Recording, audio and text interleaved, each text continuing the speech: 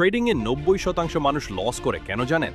কারণ তারা এখানে আসে জুয়া খেলতে, আর সফল ১০% মানুষ এখানে আসে যুদ্ধ করতে। আপনি কি ভাবছেন কয়েকটা ইন্ডিকেটর আর ইউটিউব ভিডিও দেখলেই আপনি কোটিপতি হয়ে যাবেন? ভুল। ট্রেডিং চার্টের খেলা নয়, ট্রেডিং হলো আপনার ইমোশন কন্ট্রোল করার খেলা। যখন আপনার স্ক্রিন লাল হবে তখন কি আপনি ভয় পেয়ে পালাবেন, নাকি শান্ত থেকে নিজের ভুল থেকে শিখবেন? সেটাই ঠিক করে দিবে আপনি উইনার নাকি কি লুজার। স্টপ লস, হিট হলে ভেঙে পড়বেন না। মনে রাখবেন, একটা সিংহ যখন 2 পা পিছিয়ে যায় তার মানে এই নয় যে সে ভয় পেয়েছে, তার মানে সে বড় লাভ দেওয়ার প্রস্তুতি নিচ্ছে। লস হলো আপনার সাকসেসের টিউশন ফি।